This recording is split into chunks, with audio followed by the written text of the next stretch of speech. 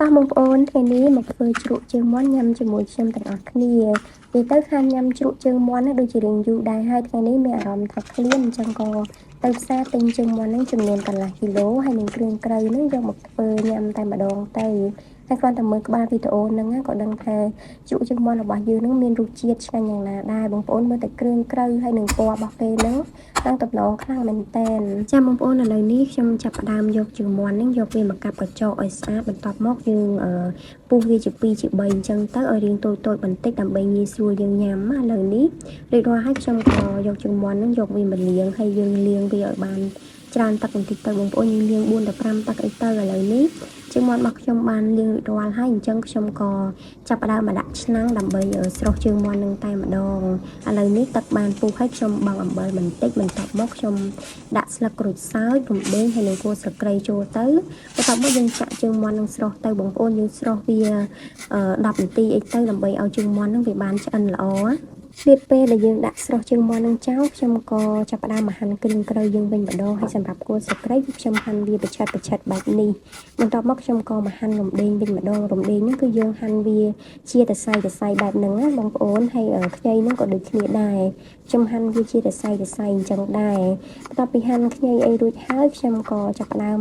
មកបេះស្លឹកក្រូចសើចវិញម្ដងហើយស្លឹកក្រូចសើចហ្នឹងគឺយើងបេះយកតំណុំកដាលវាចេញទៅបងប្អូនបន្ទាប់មកយើងហាន់វាជាតសៃអញ្ចឹងដូចគ្នាចំពោះគ្រឿងក្រៅនេះគឺខ្ញុំដាក់សម្រាប់តែជើងមាន់ចំនួនកន្លះគីឡូទេបើសិនជាបងប្អូនធ្វើជើងមាន់ច្រើនគឺអាចថែមថយ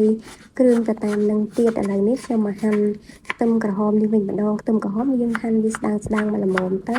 ហើយចំពោះការ៉ុតនេះគឺខ្ញុំដាក់យកពណ៌ដើម្បីធ្វើឲ្យជ្រក់ជើងមាន់របស់យើងវាមានពណ៌តំណងស្អាតហើយយើងយកវាមកធ្វើជ្រក់អញ្ចឹងក៏ឆ្ងាញ់ដែរបងប្អូនយើងយកទឹកក្លាសេទៅការ៉ុតហ្នឹងគឺស្រួយឆ្ងាញ់ខ្លាំងមែនតើចំពោះក្រូចឆ្មានេះគឺខ្ញុំដាក់វាចំនួន2ផ្លែហើយខ្ទឹមសនេះគឺខ្ញុំដាក់វាមួយដុំអញ្ចឹងយើងបកសបកវាចេញឲ្យស្អាតទៅដើម្បីយកទៅកិនជាមួយនឹងម្ទេសបងប្អូន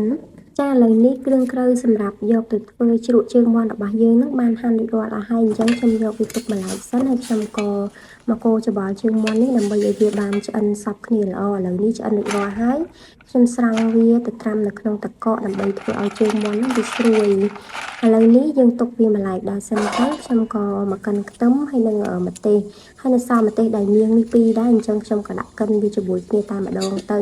ម្ទេសដែលញៀងនឹងអត់ហិលទេបងប្អូនយើងដាក់យកពណ៌ដើម្បីឲ្យជើងមាន់នឹងវាមានពណ៌ក្រហមស្អាតហើយម្ទេសខ្ទឹមនេះគឺយើងកិនកុំឲ្យវាម៉ត់ពេកឥឡូវនេះខ្ញុំចាប់ផ្ដើមមកធ្វើទឹកត្រីសម្រាប់យកទៅជ្រក់ជើងមាន់នឹងតែម្ដងខ្ញុំដាក់ទឹកត្រីមួយកូនចានតូចហើយស្ករសចំនួន3ស្លាបព្រាបាយរ៉ូឌីបន្តិចហើយនឹងប៊ីចេងបន្តិចបន្ទាប់មកយើងដាក់ខ្ទឹមហើយនឹងម្ទេសដែលយើងបានកិនមុននឹងចូលទៅបន្ទាប់មកខ្ញុំដាក់ទឹកឆ្អិននេះមួយកូនចានចូលទៅដែរបន្ទាប់មកយើងច្របាច់ក្រូចឆ្មាចូលទៅសម្រាប់រសជាតិវិញហើយនឹងគ្រឿងផ្សំបងប្អូនថែមថយតាមចំណង់ចំណូលចិត្តទៅហើយបន្ទាប់មកយើងកូរច្របល់ឲ្យគ្រឿងទាំងអស់ហ្នឹងវាបានរលាយសព្វចូលជាតិគ្នាល្អសិនណាបងប្អូនហើយចំពោះទឹកត្រីជ្រក់ហ្នឹងគឺខ្ញុំដាក់គ្រឿងក្រៅប៉ុណ្ណឹងគឺមកល្មមឆ្ងាញ់តែម្ដងបងប្អូនឥឡូវនេះរួចរាល់ហើយខ្ញុំយកវាទុកមួយឡែកសិនខ្ញុំក៏មកស្រង់ជើងមាន់ចេញពីក្នុងទឹកកកដែលយើងបានត្រាំមុនហ្នឹងហើយយើងយកវាមកលាងពីទឹកតិចមកដើម្បីឲ្យវាបាន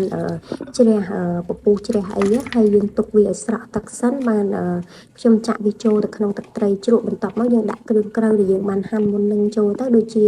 គល់ស្លឹកគ្រៃរំដេងស្លឹកក្រូចសើចខ្ញីខ្ទឹមក្រហមហើយនឹងការ៉ុតនឹងចូលទៅហើយយើងកូរច្របល់ឲ្យវាចូលជាតិគ្នាសព្វល្អហើយជ្រក់ជើងមាន់ហ្នឹងបើសិនជាបងប្អូនចង់ញ៉ាំវាឲ្យមានរសជាតិឆ្ងាញ់ពេលដែលយើងធ្វើភ្លាមហ្នឹងគឺកុំទាន់អាចយកមកញ៉ាំយើងយកវាទៅក្លាស់សេនៅក្នុងទូទឹកកក3ទៅ4ម៉ោងឲ្យសិនទៅចាំយើងយកមកញ៉ាំធានាថាជើងមាន់ហ្នឹងដឹងទៅចូលជាតិគ្នាសព្វល្អហើយឆ្ងាញ់ទៀតជាពិសេសជើងមាន់របស់យើងញ៉ាំទៅអត់ផុយវាស្រួយឆ្ងាញ់តែម្ដងឥឡូវនេះរួចរាល់ហើយខ្ញុំចាក់វាចូលទៅក្នុងប្រអប់តូចហើយយើងយកវាទៅក្លាស់សេសិនខ្ញុំក្លាស់សេវាឡើងមួយថ្ងៃបងប្អូនឲ្យសារតែរវល់ពេកអត់បានញ៉ាំឥឡូវនេះជ្រក់ជើងមាន់របស់នាងខ្ញុំបានរួចរាល់ហើយបងប្អូនឡើងតំណងខ្លាំងមែនតែនចាបងប្អូនបន្ទាប់ពីខ្ញុំបានក្លាស់សេជ្រក់ជើងមាន់នឹងមកយកហើយឥឡូវនេះខ្ញុំចាប់ផ្ដើមយកវាមកញ៉ាំតែម្ដងបងប្អូនមើលពណ៌របស់គេឡើងក្រហមឆ្អិនឆ្អៅតំណងខ្លាំងមែនតែនឥឡូវនេះកុំឲ្យខាត់ពេលយូរមកមើលមាត់របស់ខ្ញុំភ្លក់ទាំងអស់គ្នាហើយជើងមាន់ហ្នឹងគឺចូលជាតិគ្នាសព្វល្អបងប្អូននេះគឺឆ្ងាញ់ខ្លាំងមែនតែនបង មកការ៉ុតវិញណាញ៉ាំទៅឡើងស្រួយខ្ញោកសម្រាប់រសជាតិវិញគឺមិនល្មមឆ្ងាញ់វីដេអូថ្ងៃនេះមានតែប៉ុណ្្នឹងទេអរគុណច្រើនបងប្អូនទាំងអស់គ្នា